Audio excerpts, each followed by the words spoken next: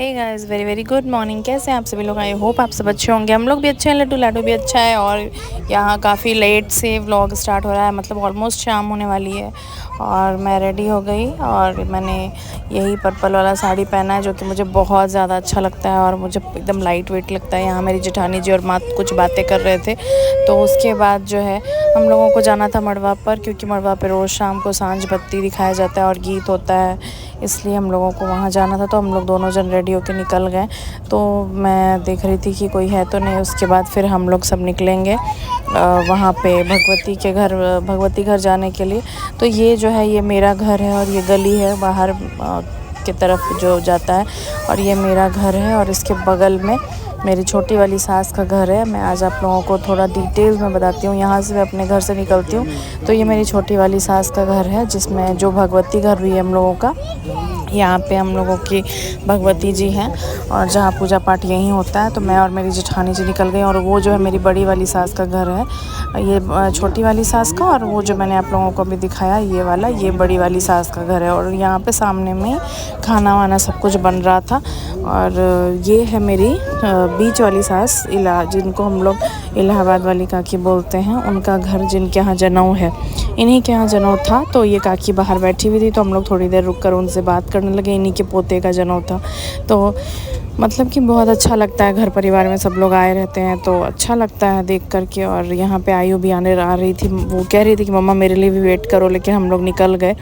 तो पीछे मड़वा पर जा कर के दिया बत्ती होगा और पूजा पाठ होगा। और उसके बाद जो है ना, उसके बाद वाला घर मेरे देवर जी का है, जो कि आए हुए थे धनबाद। आप लोगों ने देखा है मेरे देवर देवरानी को। तो ये मेरी इलाहाबाद वाली काकी का जो घर है, ये जिनके पोता का जनेऊ है।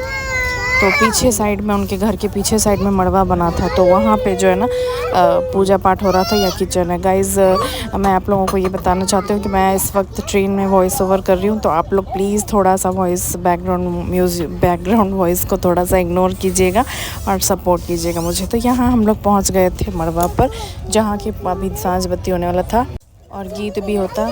यहाँ रोज़ शाम को जो है ना गीत होता है और भगवती के आगे सांझ बत्ती होता है।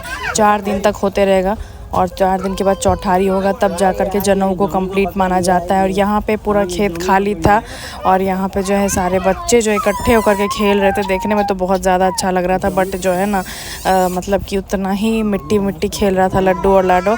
तो वो मुझे ये लग रहा था कि एक नया काम बढ़ गया, इन लोग दोनों को फ्रेश करा कर और ड्रेस चेंज करना होगा, तो मेरा एक काम बढ़ गया उन लोगों का थी से। तो उसके बाद फिर हम लोग यहाँ सब लोग चेयर लगा कर के बैठ रहे थे, और मतलब जो भी सामान चाहिए था हमारी देवरानी जी। मैं आप लोगों को बता दूं कि मेरा जो जाउत का जनेऊ था वो मेरी देवरानी जो कि ये येलो साड़ी में है, उनके बेटे का था। हाँ, इनके बेटे का जनेऊ था।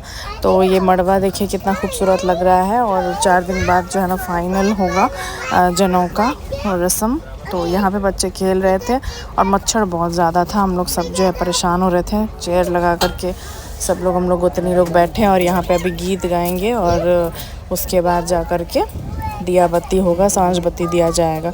पूरे 4 दिन तक ये होता है। उसके बाद 4 दिन के बाद चौठारी होगा, पूजा पाठ होगा, उसके बाद जा कर के फाइनल जनेऊ कंप्लीट होगा। तो ये मेरी जेठानी जी और ननद जी हैं। ये मेरी ननद है, पतिदेव की बहन, और मेरी जेठानी जी हैं।